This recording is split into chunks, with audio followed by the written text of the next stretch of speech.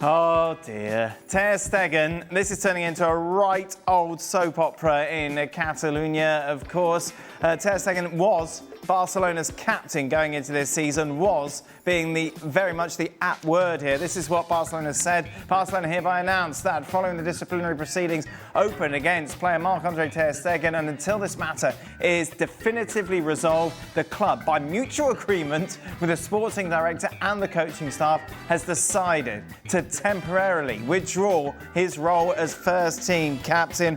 For more on this, Gemma Soler joins us. Ian's still with us as well. Fortunately, he's kept most of his clothes on. Gemma, just explain what's going on here. How did we get to this point where Barcelona have said to Ter Stegen, you're not our captain anymore? Yes, and there is an open conflict until the last month of last season. He wanted to play. He wanted to be the main goalkeeper. Hansi Flick decided to put Tec Chesney or even Iñaki Peña in the last game. Then he felt outraged because Barcelona decided to sign another goalkeeper, Joan Garcia, without informing him. And this war started to escalate, and it's starting to look like an ugly divorce. And the last action is that he had to undergo surgery, and he decided not to sign the medical report that Barcelona needs to send to La Liga. This will release some salary. It would be crucial for Barcelona to register the new players, especially the goalkeepers, Joan Garcia, but also Tec Chesney, that has renewed. And this was the last drop, the last action that Barcelona wanted to take this unprecedented action to remove a player from being the main captain. This is usually a decision of the locker room, but Barcelona considered that he is being selfish. He has signed that permission to send the medical reports to La Liga before, so they consider that the only reason to not doing that now is to make it more difficult to Barcelona to register the new players, especially the goalkeepers. And this is especially important, doing it right now, because on Sunday is the big opening party at Barcelona, the trophy Joan Gamper, where the main captain needs to talk to the fan base, and it would have been very uncomfortable. So they took this decision today. I had the chance to talk to some of the locker room of Barcelona. They were shocked because they didn't know this unilateral decision. But it's also something that they didn't want to get involved with this conflict with their captain. 11 seasons in the club. Is the only player at Barcelona who has won the Champions League. And they are shocked, but they understand the decision of the club. What did he think he was going to achieve by doing this, Gemma? Because from the outside looking in, this always looked like it was going to be ugly, and it always looked like that Ter Stegen was going to be on the losing side. So he's upset.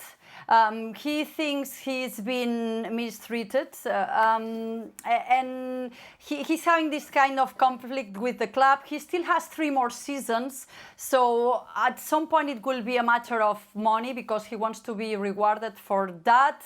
But at the end of the day, it's very difficult because in this ugly divorce, then it's very difficult to know who will be more damaged. Because of course, if Barcelona wants to play dirty as well, he might not play ever again, and so he loses any chance to be the Germany goalkeeper that it would be his dream in the next World Cup.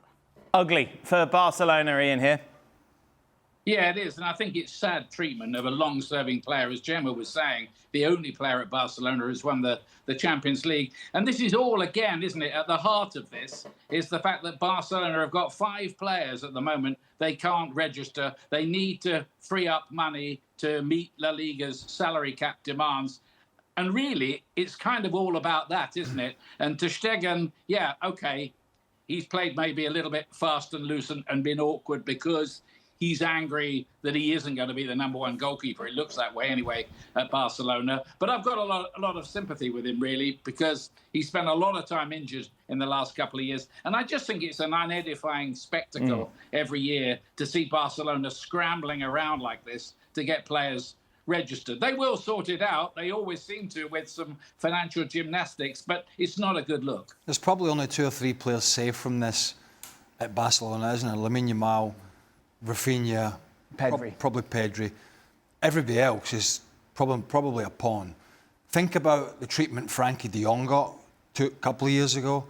when they were trying to get him out so badly to get these extra money, to get the registration, to meet the salary cap that they needed and sign players and blah, blah, blah.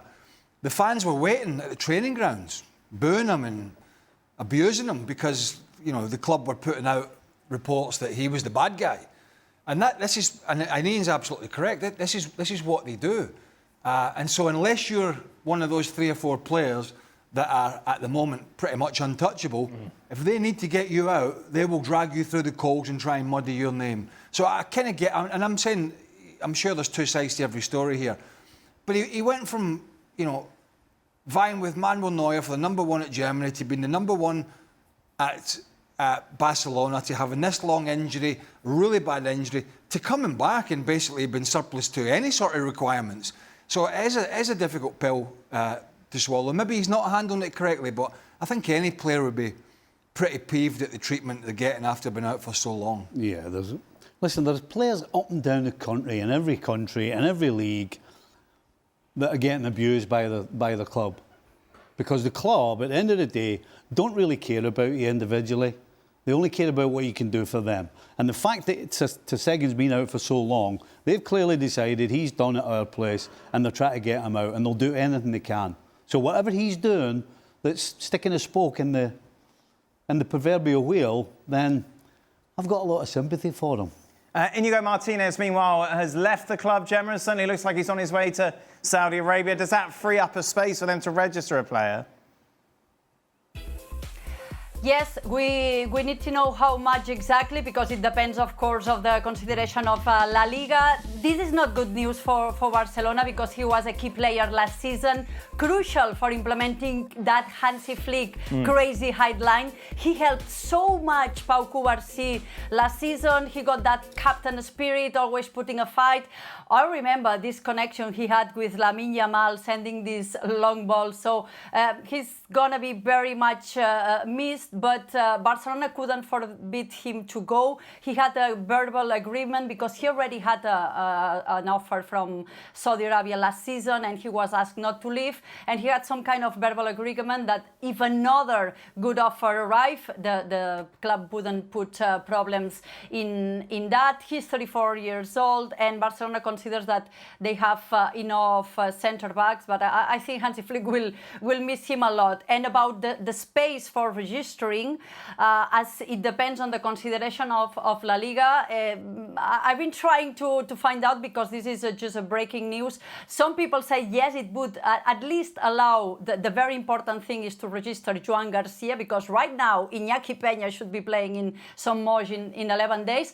And some sources say in La Liga that they need to consider to see the books and to see if this about 17 million annually to take it out of the books will allow Joan Garcia at least to be registered. If I'm Hansi Flick, I'm not happy, Ian.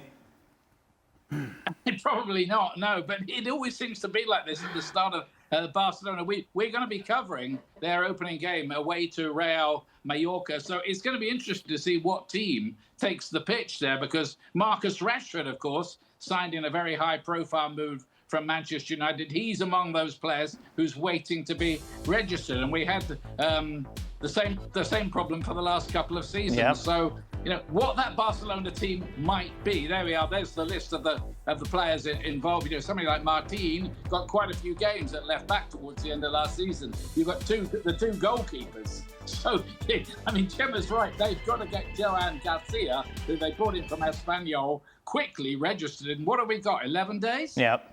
Plenty of time for Barcelona. Every single season, I feel like we have the same conversation.